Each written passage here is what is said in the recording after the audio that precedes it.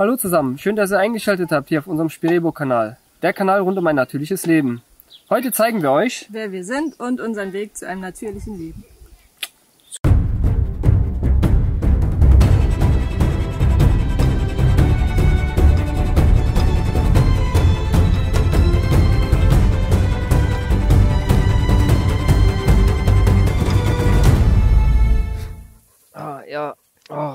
Ja, genau da. Oh, läuft die Kamera jetzt schon? Also, heute im ersten Teil dieses Videos wollte ich euch zeigen, wer alles Teil der Spirebo-Gemeinschaft ist. Im zweiten Teil dieses Videos werde ich euch noch zeigen, wie ein Alltag in unserem natürlichen Leben aussieht. Zu guter Letzt, im dritten Teil dieses Videos, werde ich euch noch kurz erzählen, was uns den Antrieb überhaupt gibt, für so ein natürliches Leben zu führen.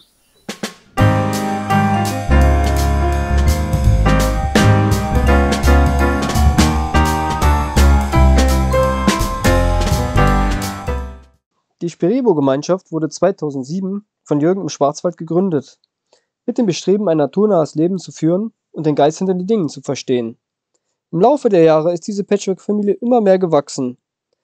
Im ersten Jahr im Schwarzwald haben wir eine alte Jugendherberge als Seminarzentrum ausgebaut. Doch schon nach dem ersten Jahr ist uns klar geworden, dass wir im Heidehaus, so wie wir unser Zentrum dort nannten, unsere Freiheiten nicht ausleben konnten. Als uns dann ein guter Freund damals von Togo erzählte, sind wir alle hellhörig geworden und dachten, da könnten wir unsere Freiheit besser ausleben. So sind wir dann nach Togo gekommen. Nach den ersten Eindrücken in Togo ist uns schnell klar geworden, dass wir der Bevölkerung gerne helfen möchten und haben dann eine private NGO gegründet, die sich hauptsächlich im Gesundheitssektor engagierte. Doch auch nach 7 Jahren humanitärer Hilfe in Togo wurde uns seitens der Regierung ein Aufenthalt dort immer schwerer gemacht. Wir bekamen immer mehr Auflagen und mussten viel Geld für Visa bezahlen. Das konnten wir leider nicht aufbringen, also haben wir auch Togo wieder den Rücken gekehrt. Doch haben wir uns alle einstimmig dafür entschieden, nicht wieder nach Deutschland zurückzukehren, sondern haben eine neue Heimat in den Südostrhodopen im kleinen Dorf Odrinci gefunden. Dort leben wir nun seit 2015. Aber wenn ihr mehr über unseren Werdegang wissen wollt, verlinke ich euch hier oben rechts in der Ecke noch ein Video von uns, was wir letztes Jahr hochgeladen haben. Und zwar einen 12-Jahres-Rückblick. So, dann werde ich euch jetzt mal unsere 26 Familienmitglieder vorstellen. Hallo, ich bin Anna. Ich bin Mimi. Tag, ich bin Sven. Hallo, ich bin Lynn. Ich bin Noah. Hallo, ich bin Ion. Ich bin Mia. Hallo, ich bin Kathi. Hi, ich bin Basti. Hallo, ich bin die Uli. Naja, also ich bin Manfred, ne? Hier ist der Mario. Hey, ich bin David. Hallo, mein Name ist Jürgen. Hallo, ich bin die Gabi. Hallo, ich bin Tamara. Hallo, ich bin Matthias. Ich bin die Renate. Hallo, ich bin Nadine. Hallo, ich bin die Elisabeth. Ich bin die Margot, hallo. Hallo, ich bin der Wolfgang. Hallo, ich bin der Mattes. Hallo, ich bin der Koladi. Hallo, ich bin Timo. Hi, ich bin Simone.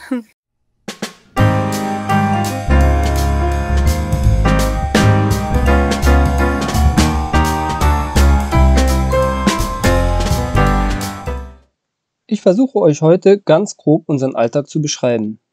Den könnte man in 3 Bereiche aufteilen: die Nahrungsproduktion, die Tierversorgung und das Handwerk. Die Nahrungsproduktion fängt auf dem Feld, im Garten oder im Stall beim Melken an. Die dort erzeugten Lebensmittel werden dann in der Käserei oder in der Küche weiterverarbeitet. Getreide wird in der Mühle gemahlen oder geflockt. Obst, wenn es im Überfluss vorhanden ist, wird getrocknet oder eingekocht. Die Milch von Ziegen und Wasserbüffeln geht in die Käserei, wo wir auf natürliche Weise Schnittkäse herstellen. Wir nennen ihn auch gerne Odrinci-Taler. Die Tiere versorgen wir 2-mal am Tag, da in unserer Philosophie alles auf Geben und Nehmen beruht. Des Weiteren müssen wir uns auch darum kümmern, dass die Tiere im Winter nicht hungern, da man ja nie weiß, wie der Winter wird. So steht dann die Heuwerbung bis zu 4-mal im Jahr auf dem Plan. Im Garten gibt es fast das ganze Jahr etwas zu tun. Im Frühjahr Aussaat, im Sommer Pflege, im Herbst Ernte und über den Winter Umgraben und Düngen. Aber das Garten- und Feldthema ist natürlich noch so viel komplexer, wo wir in folgenden Videos noch weiter drauf eingehen wollen. Gibt es dann noch das Handwerk. Da wir in einem verlassenen Dorf leben, sind die meisten Häuser renovierungsbedürftig. So gehört dann Verputzen, Mauern, Schreinern, Dachdecken, Zäune bauen und pflegen und noch vieles mehr zum Alltag. Aber auch andere Projekte, wie zum Beispiel der Bau eines Käsereifekellers, der 11 Meter unter der Erde ist, gehört mit dazu. Des Weiteren haben wir eine Biogasanlage nach indischem Vorbild errichtet. Da uns das Herz an der Natur liegt, legen wir großen Wert auf den Umweltschutz und die Einsparung von Energien und Ressourcen. In Zukunft sind noch einige Projekte geplant, wie zum Beispiel der Bau einiger Windpumpen samt Brunnen oder aber der Bau einer Windmühle zum Dreschen und Mahlen der verschiedenen Feldfrüchte. Wie ihr seht, gehen uns so schnell die Ideen nicht aus. Je nachdem, wie sich das mit dem Coronavirus weiterentwickelt, möchten wir auch gerne Seminare zum Mitarbeiten in den verschiedensten Projekten anbieten. Schreibt uns doch mal in die Kommentare, wenn eurerseits dafür Interesse besteht. Last but not least ist uns die Verbindung mit der Natur und ihren Geistern sehr wichtig. Wir versuchen jeden Morgen mit einer gemeinsamen Meditation den Tag zu starten, um den Zusammenhalt und die Verbundenheit miteinander zu stärken, den Fokus wieder mehr auf die Seele zu legen und das Ego beiseite zu lassen. Doch steht bei uns niemand am Pranger, wenn er verschläft. Denn die erste Regel in unserer Philosophie ist, dass es keinen Dogmatismus gibt. Wenn ihr mehr zu unserer Philosophie erfahren möchtet, verlinke ich euch noch unseren anderen Kanal rund um Spiritualität in der Videobeschreibung. Ich denke, für heute sollten wir das Thema nicht noch mehr ausweiten, damit das Video nicht zu lang wird. Also gehen wir gleich zum letzten Punkt, wo wir klären, was uns zu diesem natürlichen Leben antreibt.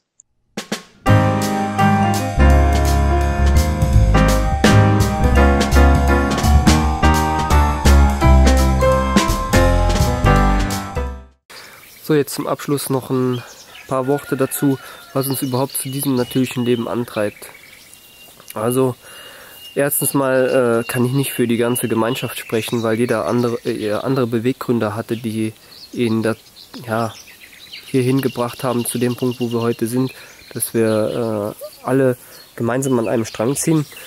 Aber ich kann von mir sprechen schon mal, dass ich schon immer ein Naturbursche war. Ich bin schon immer mit meinen 2 Brüdern, wir sind aufgewachsen und in einem kleinen Dorf in der Eifel und haben immer schon sehr viel Zeit im Wald verbracht und auf den Wiesen und auf den Feldern, haben alle möglichen Tiere kennengelernt und Pflanzen kennengelernt, haben Fische gefangen, haben Baumhäuser und Hütten gebaut und das war eigentlich genau das Gegenteil, was halt alle anderen Kinder zu unserer Zeit halt getan haben. Diese haben halt alle vom Fernseher gehockt oder haben Computer gespielt.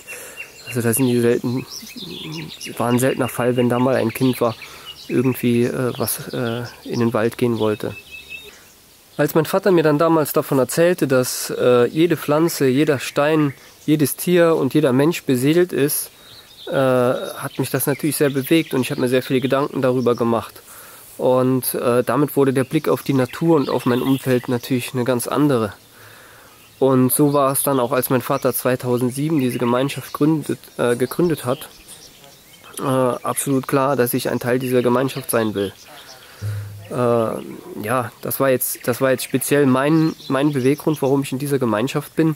Aber ich denke, von den 26 Mitgliedern hat jeder so seinen eigenen Weg, wie er in diese Gemeinschaft gekommen ist und was ihn dazu bewegt hat, ein Teil dieser Gemeinschaft zu werden. Und da will ich vorschlagen, dass wir mal hier durch den Garten gleich gehen werden und da werden wir mal ein paar von der Gemeinschaft treffen, die erzählen dann mal von sich, was sie so bewegt und warum sie ein Teil dieser Gemeinschaft sind. Ja, dann lass uns mal losgehen. Dann schauen wir mal, welches Opfer wir als erstes finden. Die sind nämlich alle ein bisschen kamerascheu. Genauso wie ich eigentlich. Auf geht's.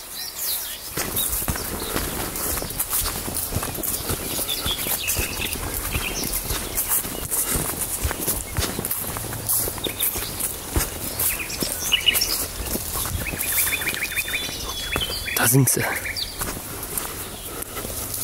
Warum ich hier bin, weiß ich gar nicht so richtig. Nee, Quatsch. Ich finde einfach die Freiheit zu leben, halt in der Natur, mit den Gärten, den Tieren, ja, einfach auszuprobieren, was man da so alles machen kann, um sich zu finden, aber auch die Natur zu verstehen. Ja, finde ich, ist ein großes Geschenk. Und hier kann man halt die Freiheit leben, die man sonst meiner Meinung nach nirgendwo leben kann. Oder wo ich bis jetzt war, sonst nicht leben kann. Weil man von der äußeren Einflüsse zu stark irgendwie einfach manipuliert oder beeinflusst wird. Hi, ich bin der Timo und ich bin auch schon recht neu hier in dieser Gruppe. Also das heißt schon immerhin fast 2 Jahre. Ne? Und ich habe mich für dieses Leben entschieden, weil ich festgestellt habe, dass da draußen eigentlich egal was man macht, sei es von Arbeiten, Einkaufen gehen, wie auch immer, egal was, eigentlich ist alles nur eine Flucht und ich hatte irgendwie keine Lust mehr, großartig zu flüchten. Und dann habe ich dieses Leben hier kennengelernt und habe festgestellt, ja, hier gibt es eigentlich nicht viel zu flüchten. Und ein Leben ohne Flucht ist auf jeden Fall ein besseres Leben. Und so habe ich mich halt dann dafür entschieden, dieses Leben hier zu leben. So, zudem lerne ich hier extrem viel dazu. Ne? Also vorher hatte ich keinen eigenen Garten und gut, das ist jetzt auch nicht mein eigener Garten, aber es ist unser Garten und so kann ich, hier kann ich in unserem Garten jede Menge dazulernen, was das hier ist, was das hier ist. Was ist denn das überhaupt? Das ist, glaube ich, Kohl. Hier haben wir eine Gurke gesetzt und das sind Zwiebeln. Naja, auf jeden Fall, man lernt nie aus. Jeden Tag im Idealfall lernt man dazu und das ist doch das, worauf es ankommt. Dazu lernen und Freude an der Natur zu haben. Naja, viel Spaß. Ja, ich bin nicht so gut vor der Kamera, aber es geht ja darum, euch ein bisschen zu zeigen, wie wir hier leben und vielleicht auch, warum wir hier leben. Weil, ja, ich glaube, oft hat man so den Eindruck, dass so ein Selbstversorgerleben oder natürliches Leben mit total viel Arbeit verbunden ist und dass es keinen Spaß macht und man wenig Freizeit hat und was weiß ich. Und ja, vielleicht könnt ihr mit dem Video sehen, dass das eigentlich nicht so ist, sondern dass es viel Spaß macht. Gerade bei uns in der Gemeinschaft, wir sind halt 26 Personen. Wir kannten uns früher nicht, also jetzt sind wir seit 15 Jahren als Gemeinschaft zusammen. Vorher kannten wir uns eigentlich fast alle nicht und sind zusammengewachsen so in der Zeit. Und wir haben ja 8 Jahre in Togo in Westafrika gewohnt oder gelebt und leben jetzt halt hier in Bulgarien. Und hier ist es jetzt eigentlich so, dass wir uns auch gut selbst versorgen können. Das Wichtige daran ist eigentlich so die Berührung oder den Kontakt mit der Natur zu haben. Hier in der Erde wühlen, im Dreck wühlen, mit den Händen was arbeiten, was man dann später auch essen kann. Man weiß, da ist kein Gift dran gekommen, keine Pestizide, keine Transportwege, sondern das, was man als Samenkorn in den Boden gesteckt hat, ist als Pflanze oder als Gemüse oder Frucht oder was dann auch auf dem Teller. Und da steckt halt irgendwie viel dahinter. Also ich selber habe 10 Jahre in Hamburg gelebt, richtig in der Großstadt. Ich hatte von nichts eine Ahnung. Ich konnte Gemüse, wenn das da so verpackt lag, noch nicht mal auseinanderhalten. Ich musste das Etikett lesen. Ich habe auch nicht gerne gekocht. Das war mir eigentlich alles egal. Es war halt irgendwie andere Prioritäten. Und ich habe aber immer gemerkt, so möchte ich nicht leben. Das hat mich eingeengt und es hat mich krank gemacht. Aber so eine richtige Alternative hatte ich auch nicht, weil mit Garten oder hatte ich nie was zu tun, auch nicht aus der Kindheit. Und dann hatte ich auch irgendwie vielleicht Angst, so aufs Dorf zu gehen, da irgendwie was Eigenes zu machen.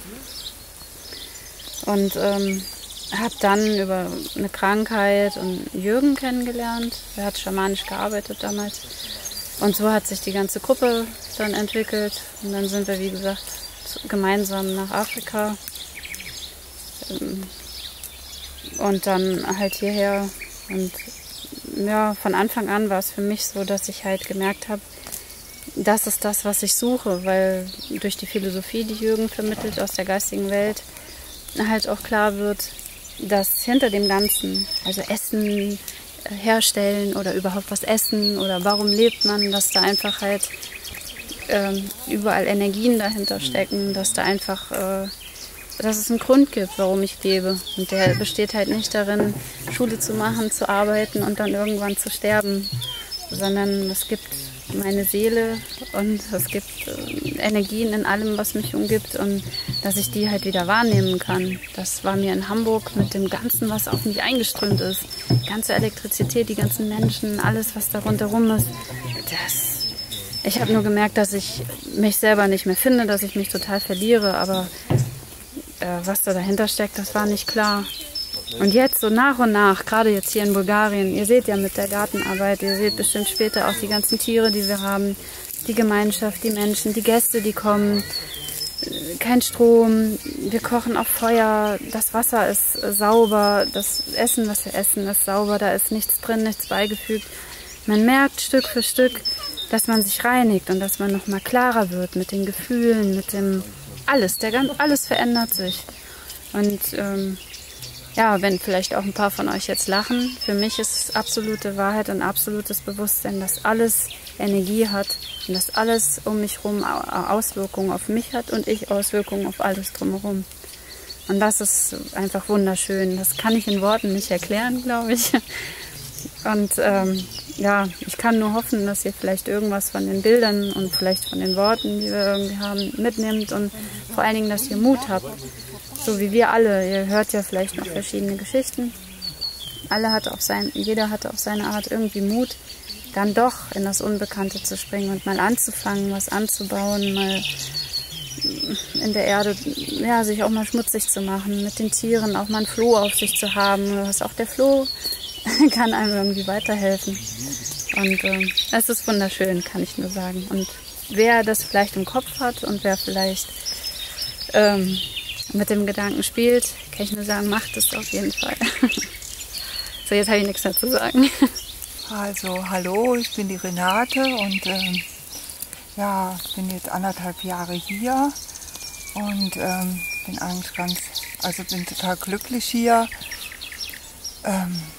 Garten, den mochte ich immer, hatte ich auch immer. Ich bin auch in der Landwirtschaft aufgewachsen, aber hier das zu erleben ist halt anders. Es ist einfach anders, weil man sich so verbinden kann mit den Pflanzen, mit den Tieren und ja, man spürt es einfach und diese Liebe, die da ist und es ist einfach anders, so faszinierend, es macht auch so viel Freude und ja, ich fühle mich einfach wohl hier und bin froh, dass ich hier bin. Ja, also mein Name ist Manfred und ich bin hier bei der Gruppe schon so 7,5 Jahre, glaube ich, sind es jetzt. Ja, und das ist ein krass anderes Leben, wie das, was ich vorher geführt habe. Aber für mich ist es halt ein sinnvolleres Leben. Ne? Also in allem ist Sinn, alles macht Sinn, was wir hier tun. Und das Gefühl hatte ich vorher nicht. Man ist halt eigentlich den ganzen Tag mit der Natur in Verbindung. Ja, wenn jetzt hier im Garten ist oder bei den Tieren oder was wir halt den ganzen Tag hier machen. Ne? Wir sind eigentlich immer draußen. Und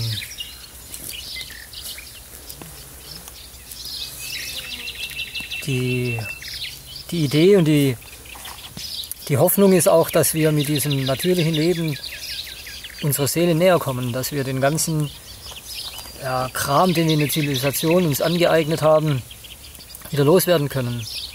Und somit sowohl unser Körper, aber halt auch unsere Seele mehr Natürlichkeit bekommt wieder, mehr Raum. Ja. Das Leben fühlt sich halt anders an, wenn man mit der Natur in Kontakt ist. Das ist eigentlich nicht zu vergleichen mit dem Leben in der Stadt und mit einer Anstellung in einem Betrieb. Aber es ist schwer zu beschreiben. Ich glaube, man muss das selber erfahren, zumindest mal ansatzweise Tage, Wochen sowas mal mitmachen. Ich glaube, nur dann kann man irgendwie nachvollziehen, was ich jetzt da mit sagen will. Ja. Hallo, ich bin Polani. Ich bin hier, weil ich natürlich Leben gerne habe und versuche mit diesem natürlichen Leben meine Seele bzw. meinen Geist zu wachsen zu lassen. mit Natur eins zu werden. Und warum ich das überhaupt das alles mache, weil ich glaube, ein Sinn meines Lebens ist. Ja, hallo, ich bin die Margot. Ich habe mich für dieses Leben entschieden, weil ich einfach mein oberflächliches Leben, das ich die ganzen Jahre geführt habe, auflösen wollte. Weil ich irgendwann gemerkt habe, dass all das Scheffeln in der Materie mich nicht glücklich gemacht hat und ich hatte eigentlich das, was ich immer haben wollte und habe mich dann mit der Familie entschieden, einen anderen Weg zu gehen. Halt eben auch wegen unserem Sohn, dass der halt eben auch andere Möglichkeiten hat und ich bin auch froh für mich selber, das halt eben geändert zu haben. Hallo, ich bin Tamara. Ja, auf die Frage, warum ich hier bin, könnte ich viel sagen und das wäre eine längere Sache.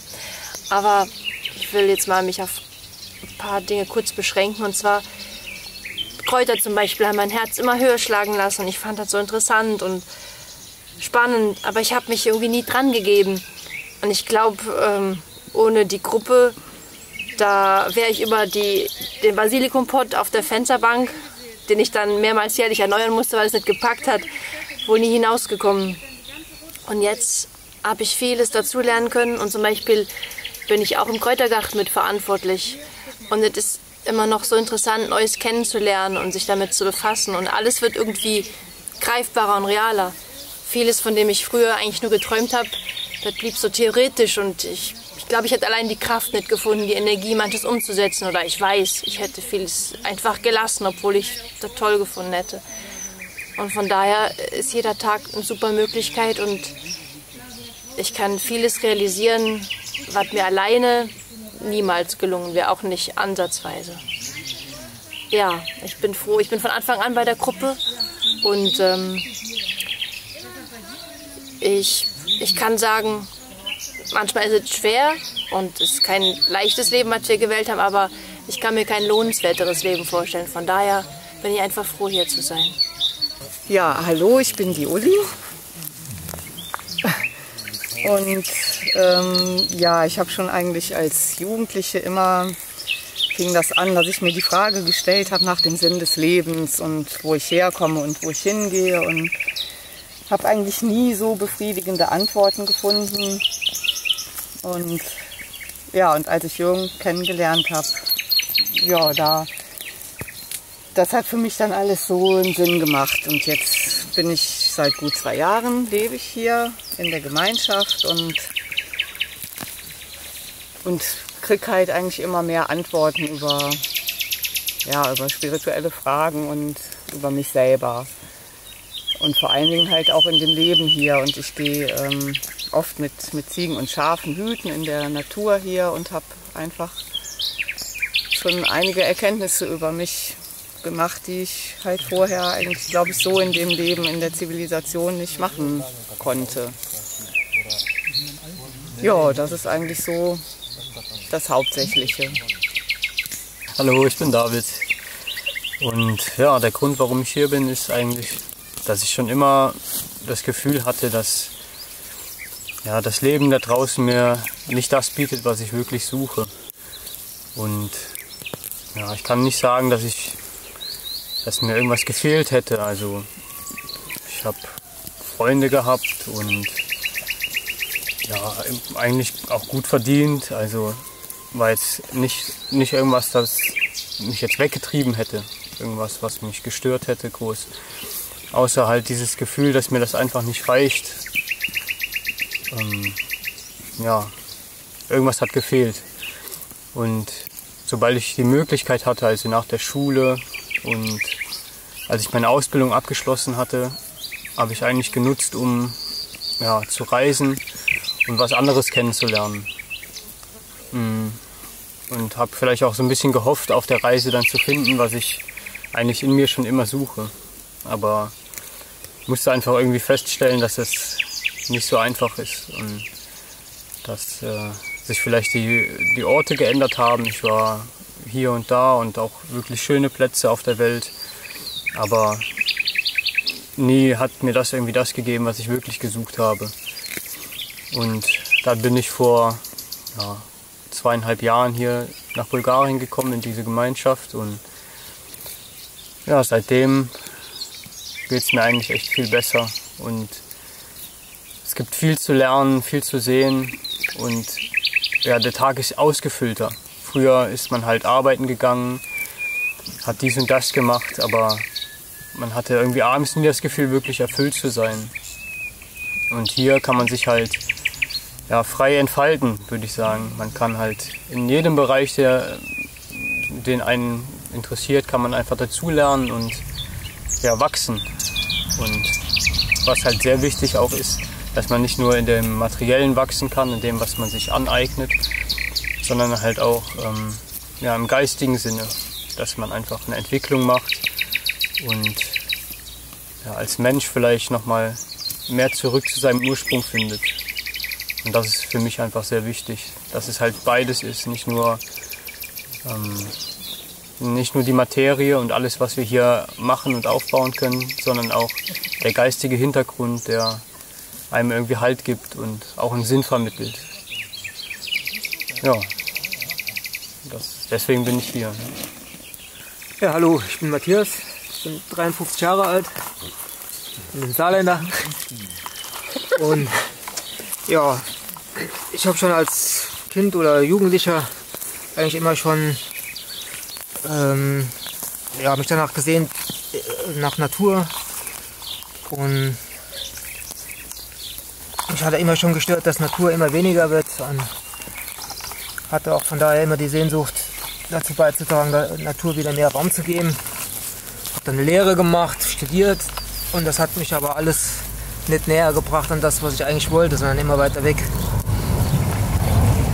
Und habe die Marsch durch die Instanzen gemacht bis zum Umweltamt, aber dass die Natur dabei mehr herumgekommen ist, kann ich nicht sagen, und für mich noch viel weniger. Gleichzeitig war ich auch immer schon auf der Suche nach mir selbst oder danach mich weiterzuentwickeln. Habe auch da alles Mögliche gesucht, in der Kirche, außerhalb der Kirche und verschiedenste Dinge. Das hat mich alles nur weiter weggebracht von mir selber. Und jetzt bin ich seit gut 3 Jahren hier.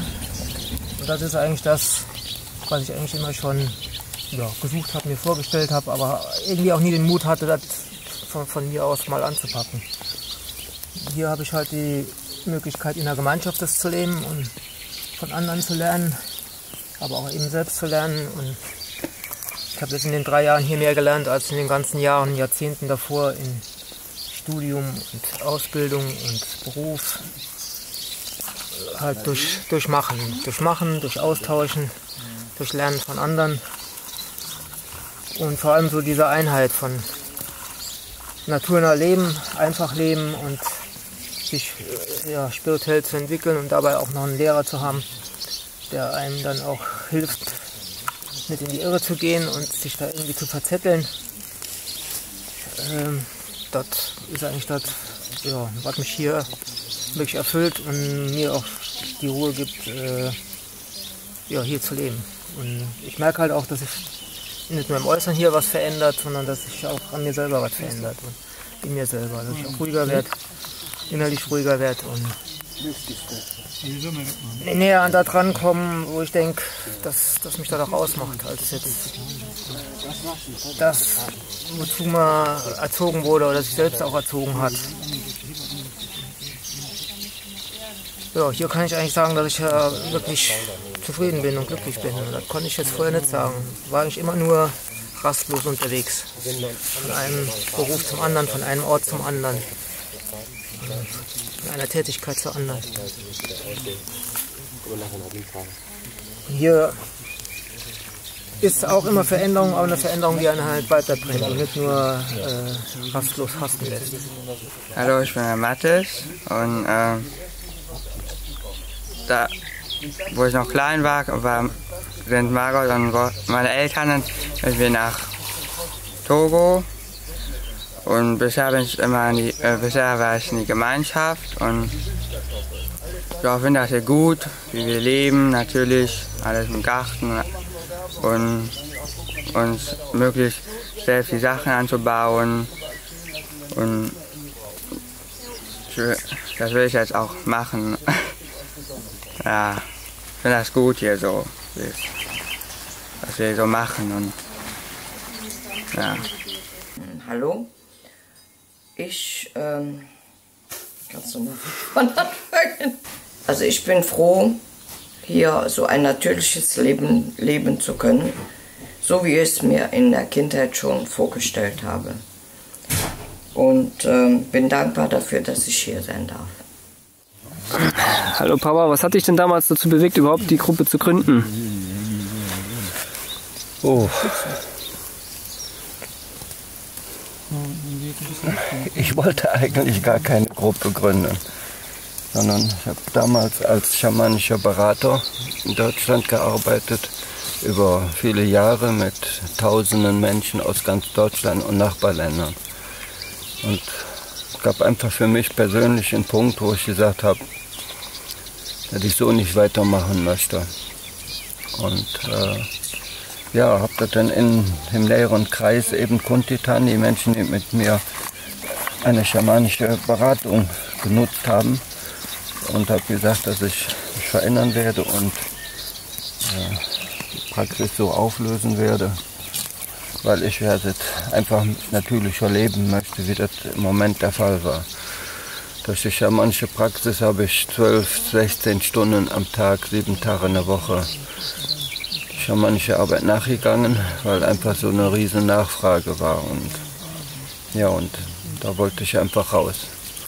Und dann ist es einfach ein Selbstläufer gewesen. Und viele von denen, die lange Jahre mit mir gearbeitet haben, haben gesagt, sie würden auch gerne mit verändern und sie würden gerne mitziehen. Und ja, und dadurch ist das eigentlich entstanden, dass überhaupt sich eine Gruppe entwickelt hat. Eigentlich wollte ich das in der kleinen Familie machen, die Frau, die Söhne, deren Mädels.